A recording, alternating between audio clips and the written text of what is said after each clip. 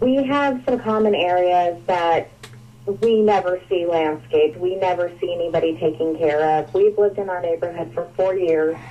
It's a fairly nice neighborhood, but the common areas are not kept up whatsoever. So I've gone to meetings and I've addressed it, and our HOH tells us that the common areas are actually our responsibility as homeowners. Now, these are things that border our house with, like a brick wall, dividing our house from the street. And they're telling us that that's our responsibility to keep them up. Now, if that's our responsibility and they're never kept up, and they say that they fine people for not keeping them up, I don't understand what's going on with the HOA in the common areas then. Okay. Jessica, thanks very much. Karen Jenkins? Right, Jessica, hi. I'm hearing what you're saying, and I'm going to try and give you a very brief answer because I think your question's layered. But you were talking about common elements, and yes, when you are a part of an HOA, there are certain common elements that you as a community share. Sometimes that's a gate. You're saying it's a brick wall. It is landscaping. And so when you're talking about dues, just so all the listeners know, they're called technically assessments, and so those are they are kind of due that you have to pay as a homeowner to keep those areas up. And so it seems like your question is that even though you are paying your assessments for the common areas, they're not keeping up that brick wall, which is kind of questionable because you're saying that you guys need to pay to keep them up, but you're paying assessments. So it would be really interesting to see where your assessments are going. Yeah. I don't know where they're going. I mean, it's like I've gone back and forth with these homeowners, and I'm like, I don't feel like I should be paying my money because there is absolutely nothing in our neighborhood that's going on. I mean, nobody's taking care of these common areas, but yet you say it's our responsibility as homeowners to be taking care of. Well, if that's my responsibility, wouldn't that be considered part of my property? Well, it's actually the responsibility of the association, and you're a part of that. So when they're saying it's your responsibility, yet you're paying assessments, your responsibility is implied in the paying of the assessments that those areas would be kept up. So without going too deep into your situation, what I think you should do is give our office a call. And the number, can I give the number, Dave? Yeah. Okay, it's 702. Let me try to see if I can. Or Dave can give the number at break. Or Yeah, we can get you the number at the break, Jessica. We'll also post it a little later on our website. Great. Jessica, please give our office a call, and someone will be able to help you more specifically with your question. And I just have to say, Dave, because I am the ombudsman, I can't get too into detail with certain questions and queries in case they do come in for an informal conference. I have to review each case de novo with new eyes. So although I will do my best to answer these questions because they're really important, I know they need to be answered, I'm going to direct a lot of individuals to call our office for further assistance. And then if I see them, then we'll hash it out. All right. Jessica, thank you very much Jessica. for your call. Our number is 258-3552, 258-3552, or knprtalk.org. So you've just articulated one of the limitations of the Ombudsman's office, where you do want to see each case with, as you say, fresh eyes. What are the things that come up where you have to tell people, I'm sorry, but we can't really deal with that? Well, they don't get to me at that point. I have a really good team. They kind of weed stuff out. But we do have other areas within our office that kind of help. And that's a really great question because I can tell you about our setup. So there is the Office of the Ombudsman, but within that umbrella, we have a compliance section and we have an arbitration section. So when a file comes, an intervention affidavit or a complaint, let's just say, comes to our office, not the ombudsman, me, but the ombudsman's office, it's kind of cherry-picked to go to the right branch, if you will. And certain issues I won't see, Dave, like if there is a strict governing documents issue with CC&Rs, that we typically funnel that to the arbitration section, or if it's an outright violation of Chapter 16 of Nevada Code, it goes to compliance for investigation, because then we're talking about a law violation. The things that typically come to my chair when they do get to me are issues that have kind of come and gone, and let's see if we can get that fine reduced or get it waived or get communication going between a homeowner and maybe someone on the board. So that's kind of what I see. But there's basically three sections in which a complaint can go. It can go to arbitration, it can go to compliance, or it can come to me. David in Henderson writes us at knprtalk.org, and he says, as an active resident and volunteer in one of Nevada's largest HOAs, I'm aware that the Ombudsman Office is sitting on a significant number of complaints that have been pending for as long as several years. And he asks, does Ms. Jenkins have any plans to eliminate this backlog so that the parties involved can see some resolution without having issues hanging over their heads for what seems like ad infinitum? Right, and I know that's been an issue. I will say this, we are working very hard. You know, it's no excuses here, and I understand his concern, and I want to respect that right now on the air. We do have a lot of cases that are pending, but there are a lot of things that have to go into actually processing a case. Investigations take time. You're talking about violations of law. Not only is it your complaint, but the respondent has rights too. We have to funnel it to the right division, and people have to look at it, and it has to be executed in a way that we feel is appropriate. In the event it does go to our commission. Now, we do have a commission that sits over us in terms of they give guidance, and it is a commission of individuals appointed by the governor. And when we have violations of law, the commission is an administrative body that kind of administratively helps resolve disputes. So, do you have enough resources?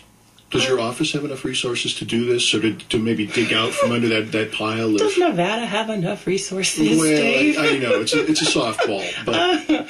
We are working really hard. Yeah. I will say that. The resources are there, but we just ask for everybody's patience right now. We do respect the wait time on certain claims. When it's you and it's your world, it just seems like it's got to go down today. I need a decision today. I need this is getting worse. But times that by 5 other people and other HOAs that have the same kind of urgency, we take the cases as they come and we try to give them the best attention and the appropriate attention as possible, because we do realize that we do have a responsibility that if we mishandle a case or too deliberate or too quick to move on a case, things can snowball. And these HOAs, they're not going away.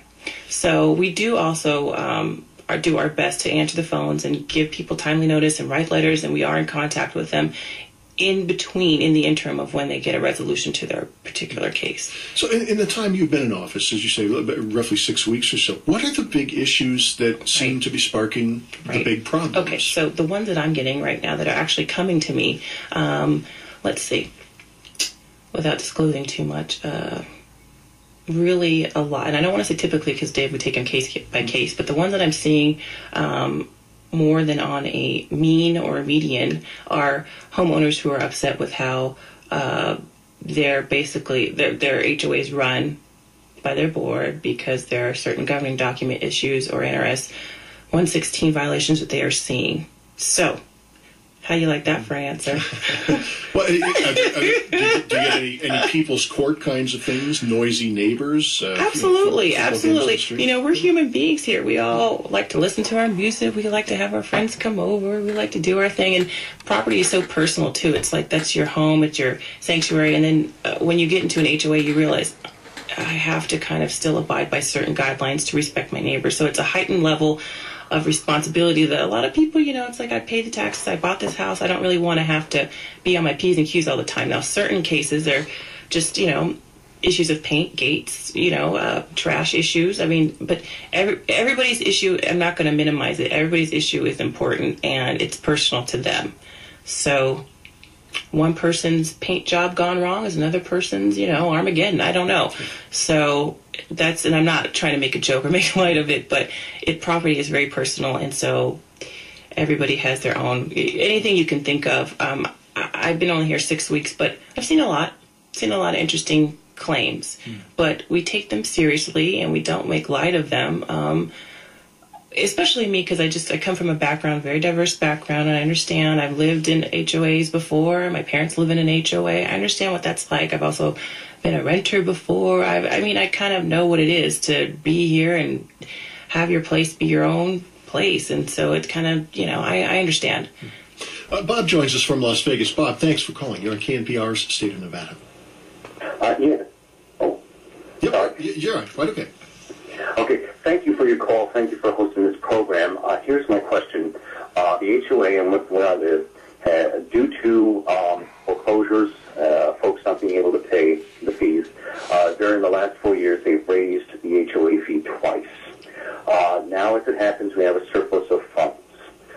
Therefore, they put a vote to the homeowners go on and spend this surplus on other activities, I guess, or other areas within our community.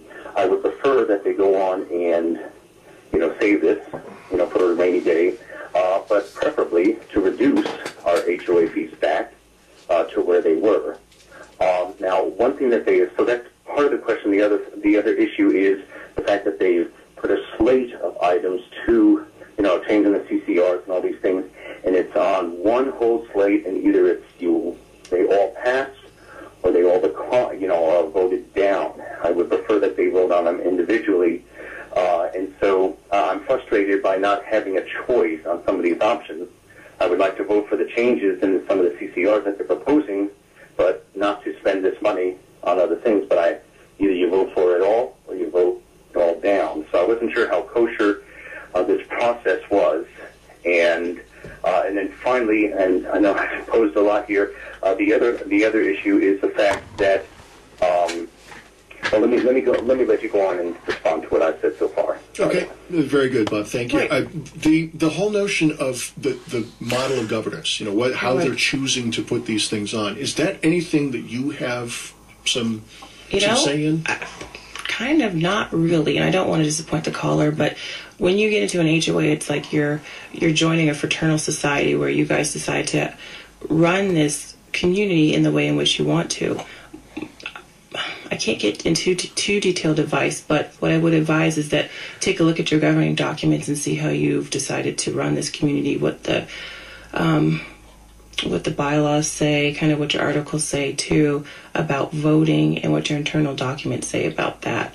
And then I'm going to encourage you to call our office for further assistance.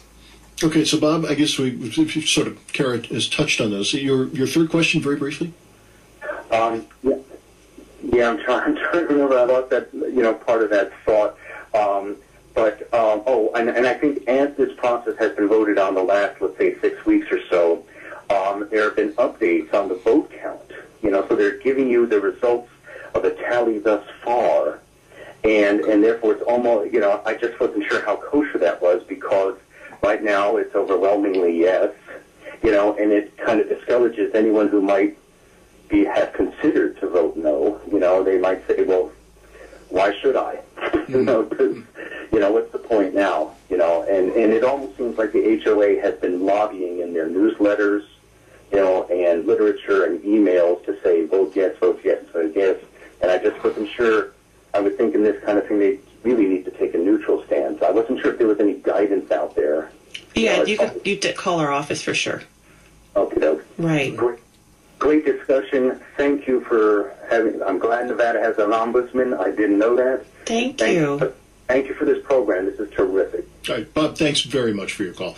Bob joined us at 258-3552, 258-3552. You can also post questions or comments online at knprtalk.org. That's knprtalk.org. We're talking with Kara Jenkins, who is the new Ombudsman for Common Interest Communities. She is here this morning to answer questions. As you have heard, she can't necessarily resolve everything, and she may ask you to call her office.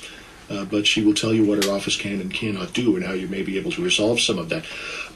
Kara Jenkins, Bob touched on foreclosures, which definitely a flashpoint for so many of us. Right. What can the homeowners associations do to make banks and other lenders keep houses looking good while the foreclosure process goes forward? I would imagine that's something you've got on your plate to deal with. We do. One of the things, I can't really speak to the banks or what their private industry or what we can ask them to do as a state entity, but one of the things that we are seeing, and I can give you an example, are individuals who have lost their home, unfortunately, to this economic downturn, which we are definitely empathetic to.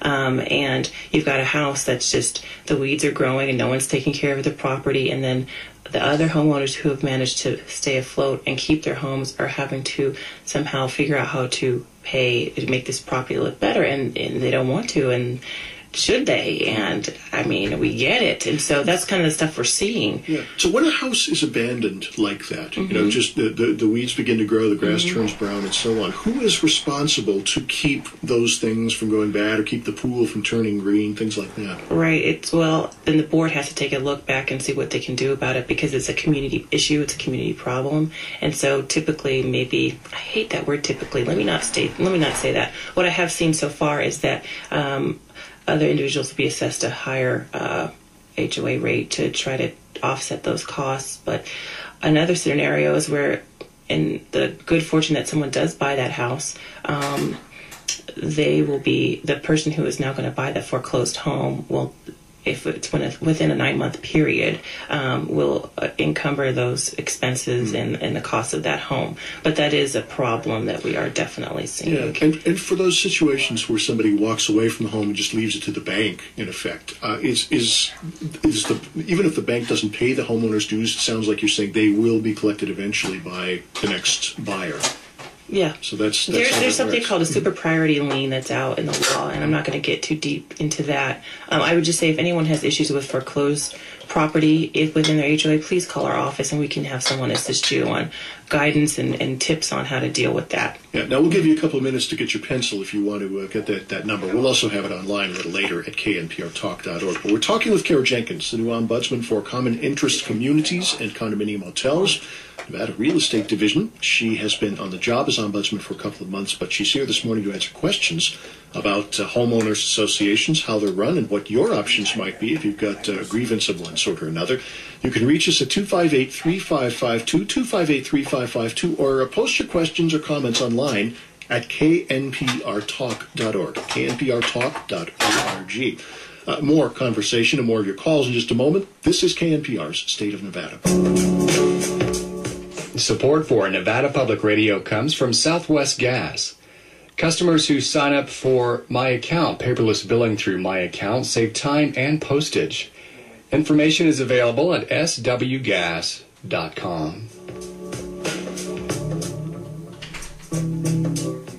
I'm Lisa Mullins. World leaders are gathering at the UN to focus on chronic diseases, but mental illness is not on their agenda. Mental health advocates say this oversight could hamper efforts to help patients in Africa. That's next time on The World. Join us for The World today at 12 o'clock on News 88.9. Today's Investor Circle sponsor is Dr. Paul Chow of the Desert Inn Women's Care Center, accepting new patients and specializing in obstetrics, gynecology, menopausal symptoms, and minimally invasive surgery. More information on the center at 796-9997. It's 9:31.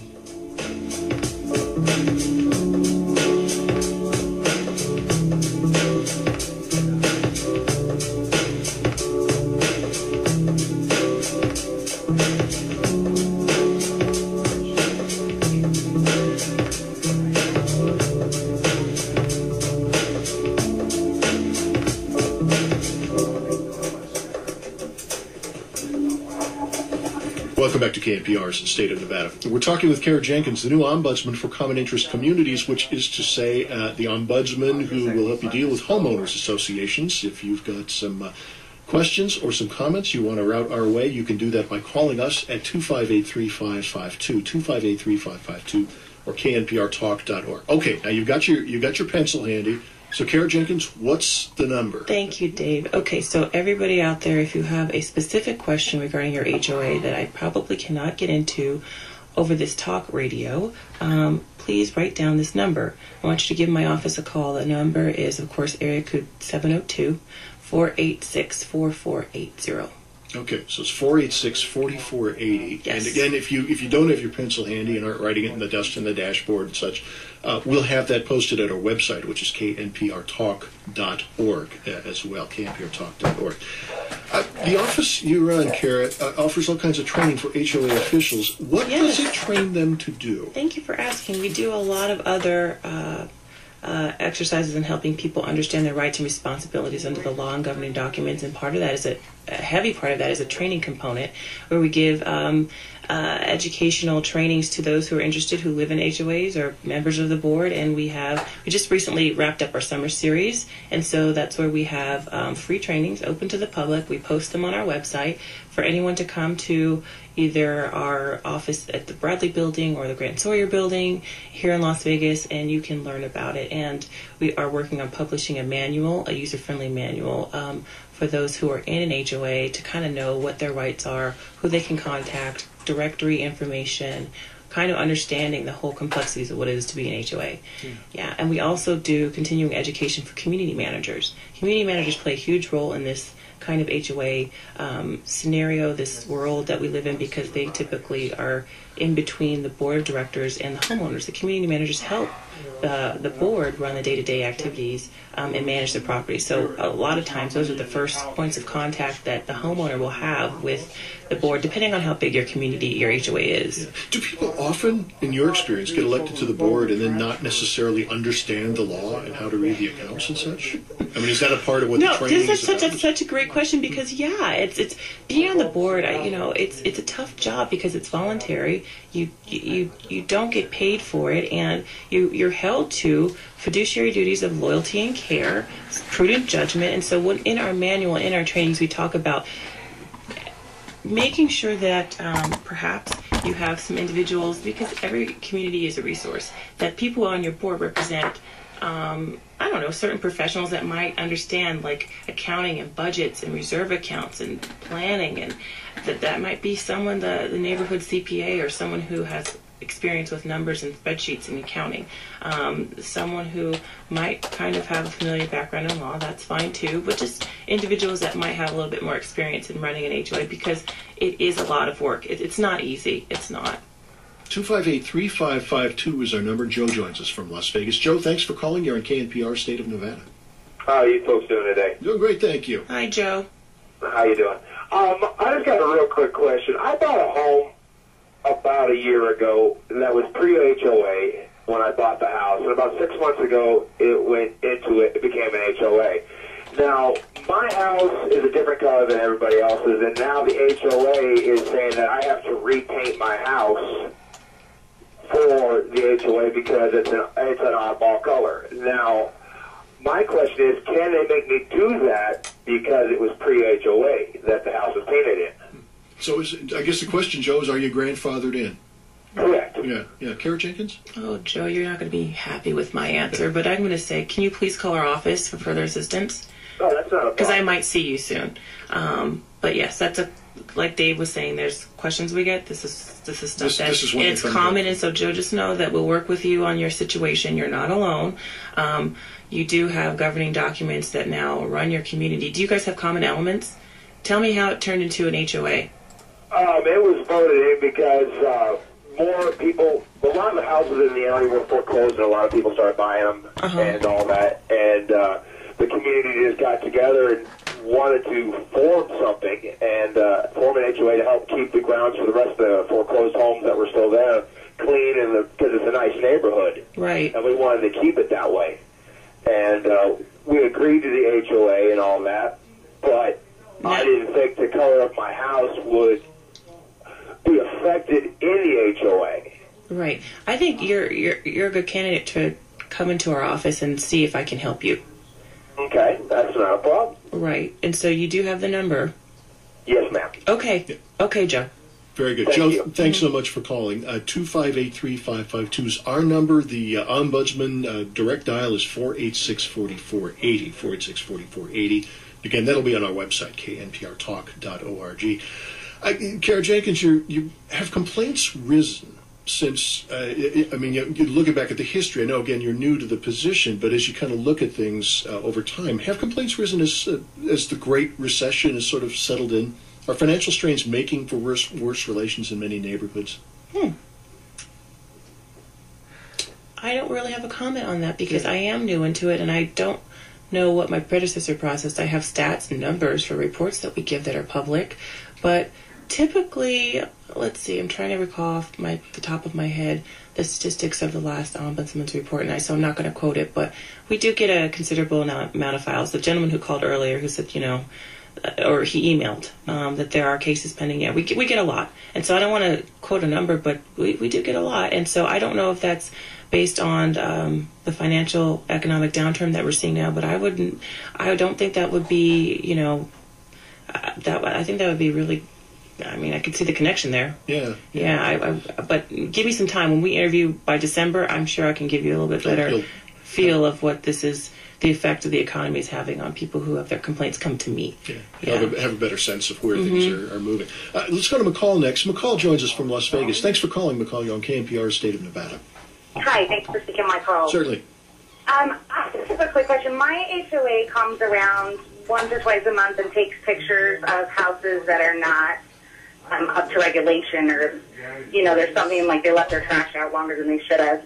And I have been guilty of this and gotten sent the picture of what's wrong at my house. And, of course, I want to be compliant, so I immediately fix it. But then the next month I'll get another one that has something new being addressed, which, if I look at the previous month, is in that picture. For instance, like they said my trash should have been taken in. And then the next month they said, place this dead plant. But in the previous month, the dead plant was in the picture. And this has happened probably 6 times in a row that they've taken pictures and send them to me. And certainly I recognize that it's my responsibility to know what I need to do, but, they're sending me these pictures and saying, take care of this, but every month I get something new that was in the previous month's picture, and it almost feels like they're harassing me. And I don't know if they're just making up because I get fined each time, and it feels like, the neighbor's house that was foreclosed and is a mess is being neglected, and yet here I am getting in trouble each month for something that they never addressed the previous month. Right. And I'm wondering what I can do about that. I mean, I've tried to ask them, can you just give me a picture and tell me all 6 things? No, I understand what you're saying. I understand your question. I understand your frustration, too. You would also be, like the previous caller, a good candidate to come into my office. And so the number, I hope you got it when we said it over the air. Do you need the number to call? Okay. My staff, it's 486-4480. Okay. All yeah, right. and then someone can help you, and then we can set you up and give you directions on how to maybe get into the office to talk about that. Okay. Because I just didn't know if it was on me, or, I mean, it's, I recognize that I need to take care of each thing, but it feels like every single month, it's harassment almost. Right, and no one likes to be harassed, especially when it's your property. But yeah, the good thing is, this is a kind of person I would love to have in my office, because she recognizes the responsibility of her being in an HOA. She's taking measures to make sure that she's in compliance with the HOA responsibilities, but she's also asserting her right as a homeowner too. So yes, please call our office, and we'll be happy to help you. All right, McCall, thank you very much for calling 258-3552, 258-3552, or knprtalk.org. Kara Jenkins, there's been a lot of coverage in recent weeks of the controversy to take over some homeowners associations by rigging elections, then have those rigged boards vote for big construction defect lawsuits. We're going to, this program, we'll be talking about the specifics of those cases on Wednesday, but when you see or hear about something like that, what do you think? Oh, I've seen it. Mm-hmm. I think we've all seen it, and it's very unfortunate, and I think I'm going to defer to the law on that and let justice prevail on that, and everybody has to be accountable. That's why our office strives so hard to make sure that everybody understands what their rights and responsibilities are, and that they can try to come together and communicate openly, because I feel like really deeply that some of these situations can be avoided if you go into it with a mind of a spirit of cooperation, with understanding what your rights and responsibilities are, and just doing the prudent thing. But as far as these particular cases, of course I cannot comment on them, but do they generally kind of underscore the idea that homeowners are wise to pay more careful attention, that they need to pay more attention to what's going on with their HOAs? I think you just said it better than I could. Yeah. Do we need more state supervision to ensure that things happen like this, where elections are not rigged, where there isn't anything underhanded going on? Shoot, I really have a comment on that, but in my capacity, I really, here's what I will say. The beauty of being in an HOA, there's pros and cons to everything. But when you're in an HOA, you're basically maintaining the property value of your investment. It's your home. But there are some things where you have to comply with and make sure you do correctly. And in Nevada, it's governed by law and your governing document. The state's role is to help and assist people understand what those rights and responsibilities are. To get involved in the inner workings of what your HOA's governing documents and bylaws are, I don't know, it just doesn't seem natural. But the state has a role, you have a role, everybody's got their responsibilities. So if you were to give homeowners one piece of advice to make their HOAs better, what would that be? That's a fabulous question. I think the HOA starts in with you. So to make your HOA better, that means doing your part. So, you're in your HOA, and as long as you're doing your part, you can not only set an example, but probably get yourself on the board. And then that would probably be my advice. And then see what happens. I know communities grow and change. My parents are in an HOA, but that's in California, back in Sacramento. And there's issues all the time. But one thing I can say is my father is just a great man, but, he kind of walks the walk and he talks, he says what he means and he means what he says. So I think if everybody kind of understands what they're getting into and comes to the table with a spirit of cooperation and understanding their responsibilities, then you can have a fabulous community. There's some beautiful HOA communities here in Nevada and Las Vegas, and this is a great town. It's a great city. There's so much potential here, and I think that despite all the negative press we've been getting lately, that we can really turn this thing around. Kara Jenkins is the ombudsman, has been for about 6 weeks now, ombudsman of common interest communities and condominium hotels in the Nevada Real Estate Division. She's the HOA ombudsman for the state of Nevada. Kara Jenkins, thank you. Dave, thank you so much. I hope I come back and talk to you. I hope so, too. Right. Look forward to that. Right. That number, by the way, is her office is 486-4480, 486-4480. And you'll find it at our website as well, knprtalk.org. Coming next, 2 Ukrainian judges were in town last week to